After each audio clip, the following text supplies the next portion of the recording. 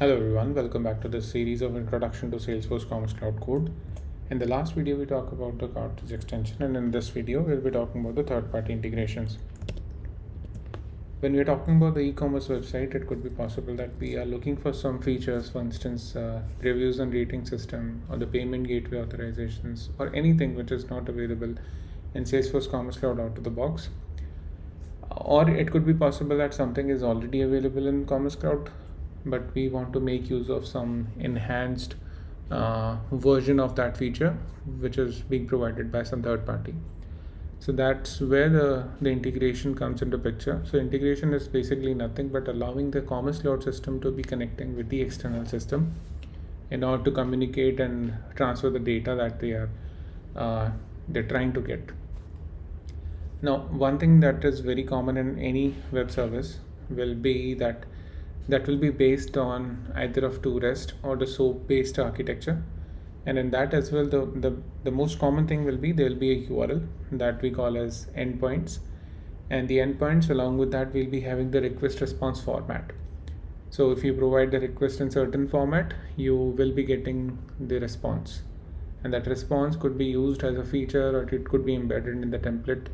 For instance, if we talk about reviews and rating system, in that case we can make a call to the third party with the product ID, and third party will be responding with, okay, this is the rating, these many reviews have been posted for this particular product so far.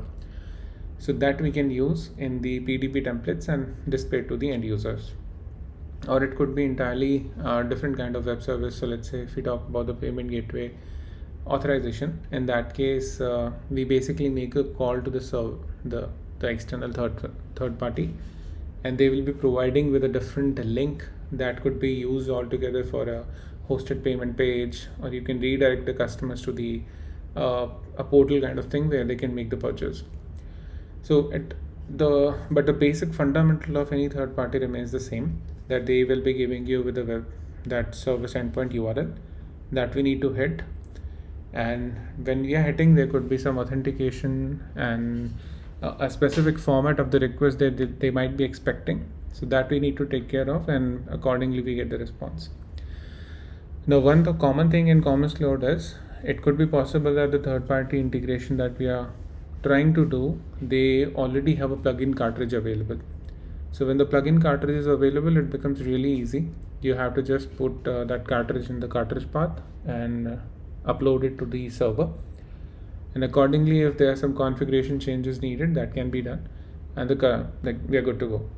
The second type of integration will be where the third party has provided only the endpoint and the request response format, but they don't have any existing plugin cartridge. So in that case we need to write everything from scratch in the code. So let's go with the second part where we don't have any existing plugin cartridge, and just try to understand how the third-party web service system works. By the way, this service integration in Salesforce is called the Web Service Framework, and this is done with the help of the services. So under the administration, you'll find there's a service module under operations. Once you click on that, we land on the services here. So first thing that we need to do is we'll be creating the credentials. So let's click on new.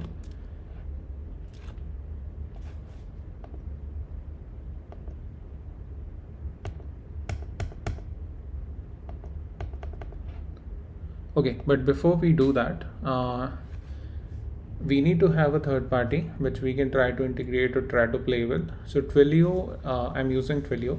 Basically, it has multiple services that Twilio provide, but primarily we'll be focusing on the SMS based OTP verification. So when you register, it's a free account that you can register on Twilio, and they provide you with certain credits. For instance, I'm the trial period, and this is the credit that I've got. With the help of these credits, you can easily configure your user. You can just create a request for the different endpoints. So for free account, you get the SMS OTP verification service available. So just create a user and post that. So based on the documentation that I've got from after getting registered here, I have created a Postman collection. So here you can see this is basically, if I go to the collection, Yeah, so this is the request OTP, verify OTP. There are two different endpoints that they have given along with the request body formats. This is the XM, like the normal HTTP form with the URL encoded values, and this is the endpoint. For the authorization, they have provided the username and password. So when you register, you get all these details handy. So what we have to do is we will go back to the credentials and let's create new cred. I'll go back. So if you notice one thing, the request OTP and the verify OTP, both of them have the same base URLs, but the path, the path which is in the end, that changes. So for verification, it is verification check. For the request OTP, it is just the verifications. So we'll do one thing. We'll just go with the base URL and the service credentials. So we can name this service as, since it is being used for the OTP authentication. So let's name it OTP auth cred. This is the endpoint. And if I go, I can just use the same username here.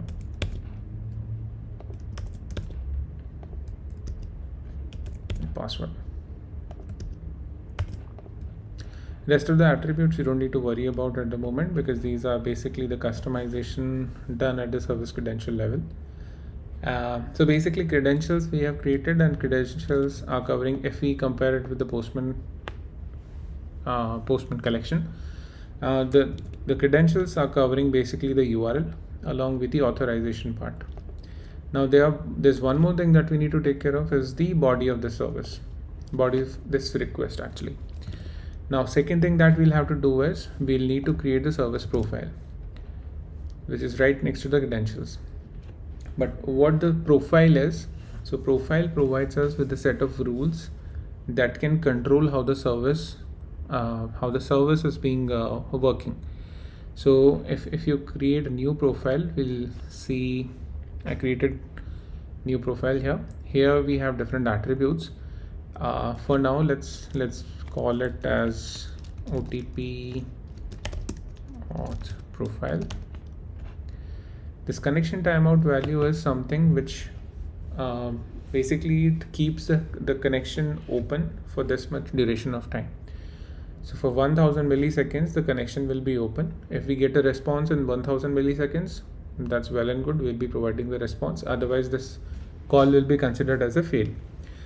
Now, this connection timeout value primarily depends on the type of request you're making and the amount of data you're expecting in that response, and also how efficient the third party is. So you may see the values varying from 1000 to 30,000 milliseconds, because sometimes when the response is huge, the request, like there are multiple requests, in that case it is possible that the web service response takes a longer duration. Apart from that, we have multiple other attributes as well. Just to keep it simple, let's just focus on the connection timeout along with the profile name. The rest of the attributes we'll cover as part of like future tutorials. But for now, let's just to understand how the integration works and keep it simple, let's focus on only the connection timeout values. So once we have done creating the profile, so right now we have two things. First thing is we have covered the URL and the authorization part.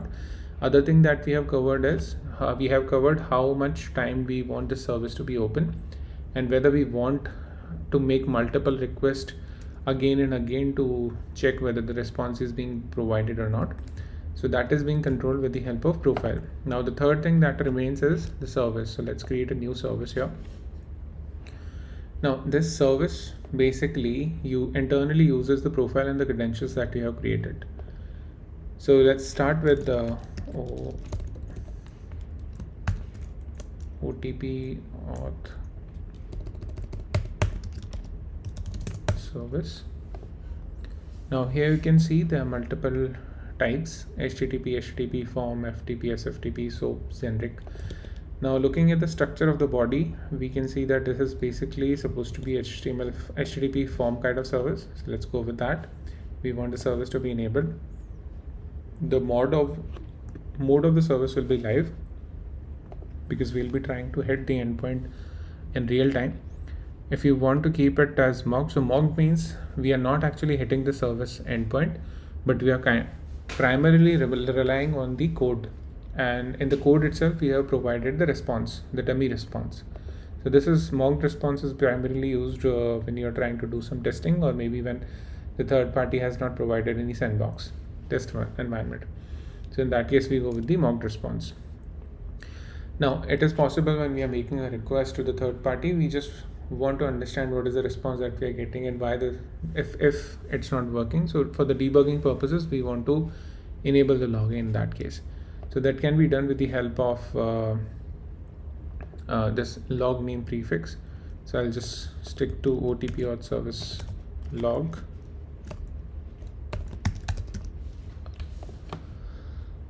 And with the prefix like log name prefix available, I want the communication logs to be enabled. This PRD non-PRD behavior is basically, so non-PR production instance have certain restrictions on the kind of service we are using, the kind of logs being generated, and that gets suppressed. So in order to do that, in order to make sure that we are able to properly debug everything, we usually just keep it disabled. After that, we need to link the profile, the OTP auth profile that we have created, and the OTP auth credentials that we have created with the service. So that way this service will know that okay, this is the service, along with we have to use this set of rule, and this will be the credential for the service. Now we are done and we are good from the PM part. Now the next thing that we'll need to do is we need to make sure, so right now the business manager knows that okay, there's some service credential being created in the VM, but the web server is still not known or aware of that okay, these many services we have in the system. Now we need to tell the Salesforce system that okay, we want to register this newly created service and we want to make use of it. So let's start with a very basic example. Last time when we created the homepage XML file, this is basically a very simple HTML where we provided the dummy form here, not a form but dummy text. So let's create a sample form, and in this form I want the method of submitting this form to be post. So this is the method, and the action will be what URL I want this form to hit after we have submitted. So the basic architecture would be like there will be a template file in which there will be a form. In this form you may want to provide the phone number, and when you submit the form it should call a function or a controller in Salesforce Commerce Cloud. That controller internally will invoke the service. So I want to have an action here. So let's URL utils.url, and inside this let's say in the home itself I want to create a send OTP function, and that's it. This is the form, and inside the form I need to have a button as well that we will use to submit this form. So I'll have a button with type submit,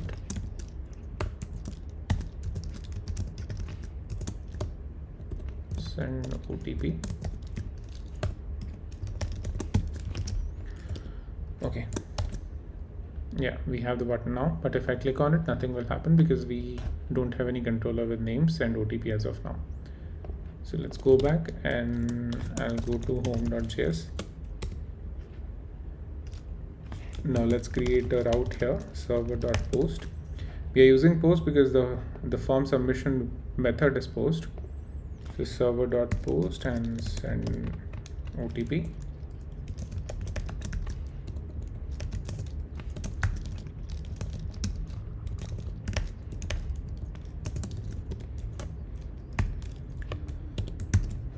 Okay, now this is the function where everything will be done. We'll be invoking the web service, and the web service response. Based on that we will get to know what is the response that we are getting.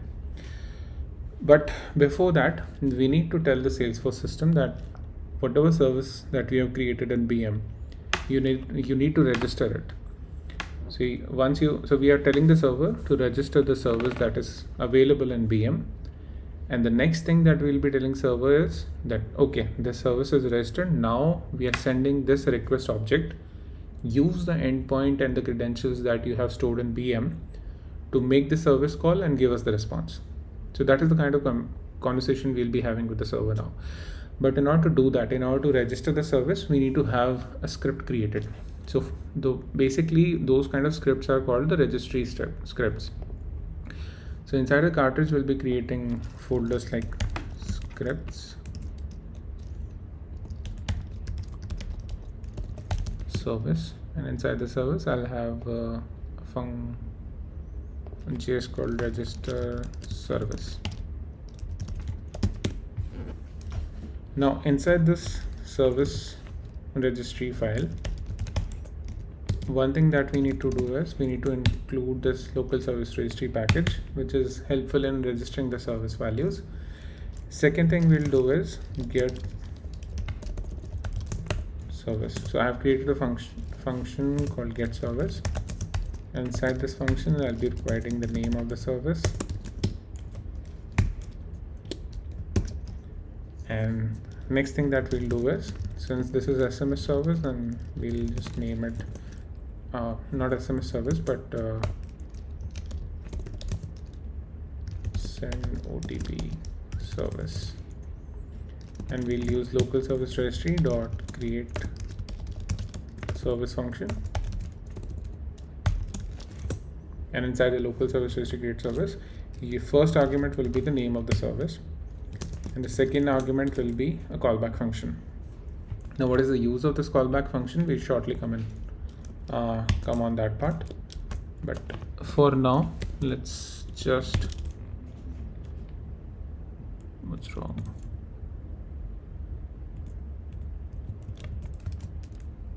Okay, yeah. So this callback function, what is this? So when we are registering the service, like from home.js, when we will be invoking the service, we will be telling our script that okay, register the service with this name, because this service is created in VM. So this line will be responsible for that. After that, once the registration is complete, we want to tell this function that okay, once the registry is created, when the service has been registered, use this request body, and this request body we will send as an argument. Once you have got the request body, just make a call and give us the response. So this control will be more clear when we code the complete thing on home.js and the register service.js file. So, but one thing which is very critical in this create service is, so we have to make a create request function, and in the create request function, there are two arguments. One is the service name, not the service name but the service object itself, and the other argument is, you can call it args, which is basically the arguments that we pass. And okay, yeah, and this create request basically returns with the body. So for now, let's say if I return the arguments, whatever arguments that I'm getting, I'm just returning that. So once everything is done, we will be returning this OTP service, and let's export this function. That's it.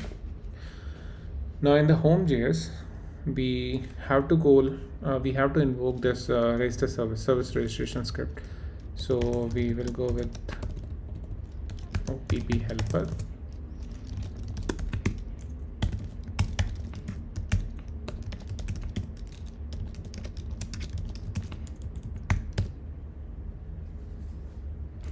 and we expect a response. So where OTP helper dot get service. Inside this, we have to pass the name of the service that we have created, which is OTP auth service. And here we'll be making a call with a request object. And in order to check what the response is and whether the response is correct or not, let's create one more variable, response check equal to true. let's put a debugger here.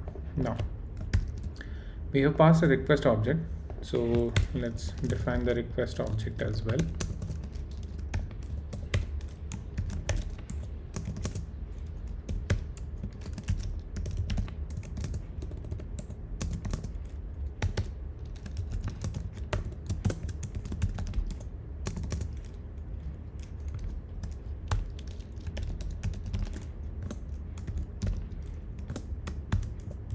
And for now, I'm just hard coding the values for the phone number as well.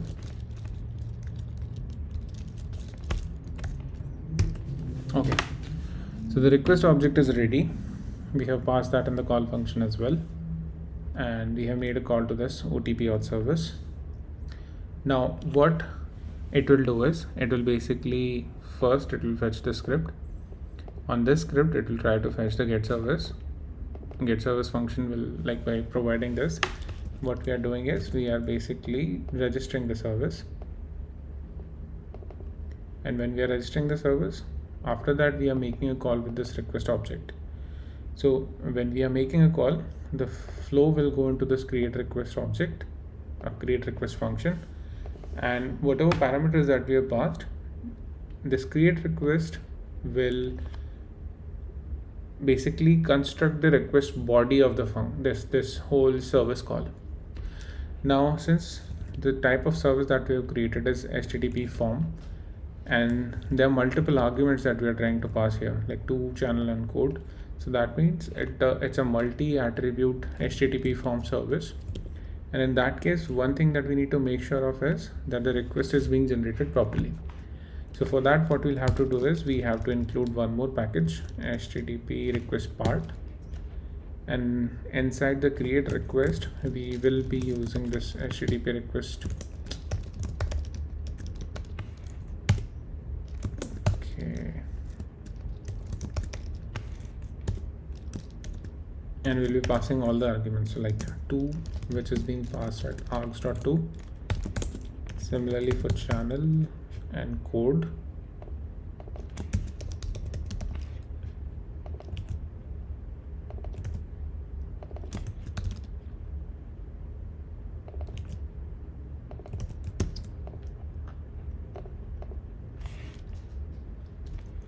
And these 3 things we will be returning back to the call function.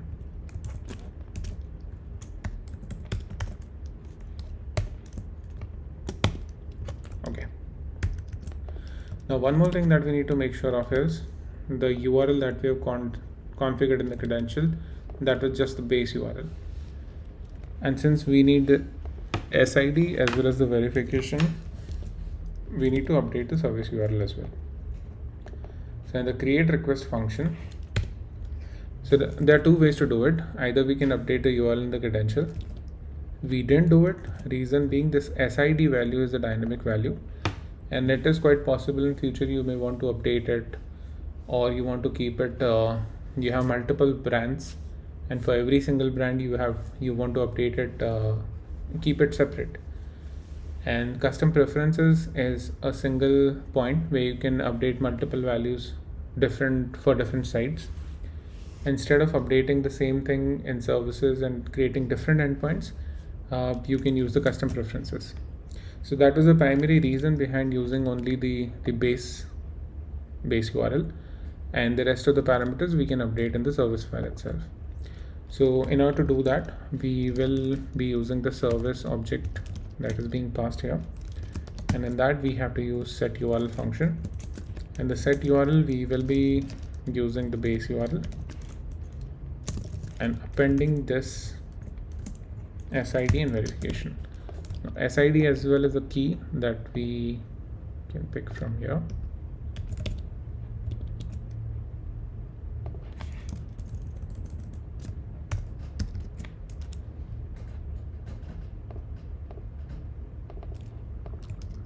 Okay, now it's complete. We have the send OTP, which basically gets these arguments, makes a request, and we get the response. Now let's start the debugger and execute it once.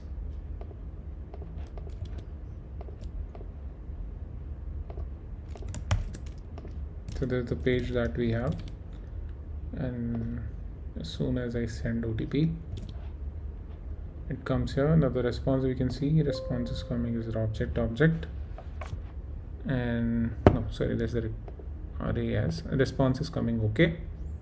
And this is what we have got. The object is basically status is pending, and I also received a OTP. Now second thing that we need to do is we need to verify this OTP again. So what we can simply do is I can simply just use the same function here. Now instead of making it as post, I'll keep it as get.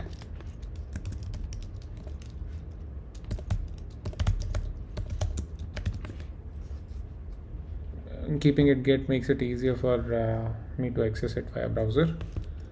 So in the verify function, there will be two arguments. One is 2 and the other one is the code.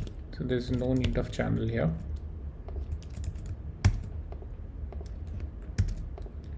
And inside this as well, the values will remain same. Like we'll try to fetch the same service.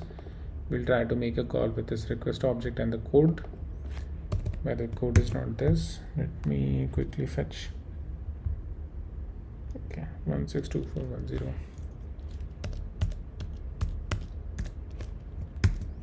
No, but one thing that will differ is the URL. The endpoint will differ in this case. So the create request URL that we have used earlier, that will not work here because it has to be verification check. So one thing that we can do is I can create a separate function, get service verify,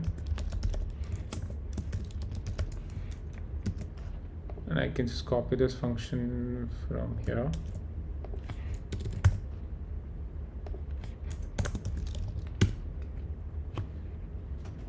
While most of the things will remain the same, instead of verification, I'll have verification check, and there'll be no channel parameter. The rest of the things remain the same. Okay, now let's try to verify this. I have put a response check here. First I'll try with an incorrect OTP. So let's go with this value and let's hit verify up.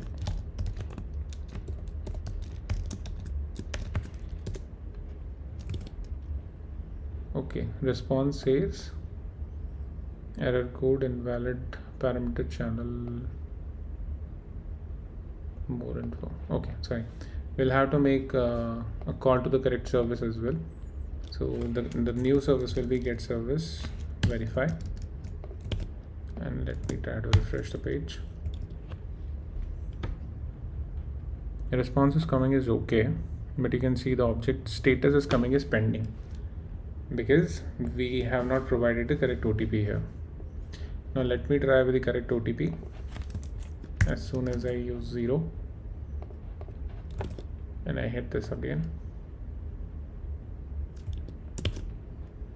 response is okay, but the object says status is approved. So OTP that we have got in the previous request has been approved in this next step. So this is the basics of how the third-party integrations work. Just to summarize and reiterate what we have done. So we created the services in Business Manager. Firstly, we created the credentials where we provided the URL and the username password. Second thing, we provided some set of rules for the services under the service profile, where we decided that okay, for this much amount of time we want to keep this window open. After that, we used both profile and the credentials in the service, and we also provided some log prefix name that we used to. Okay, we can also take a look at the log prefix here. So if you go here and refresh, we have this OTP auth logs. So this error came because like verification. So we previously used incorrect value of the service name. That is why the first log got generated. Second got generated because the verification check we provided with an incorrect OTP value.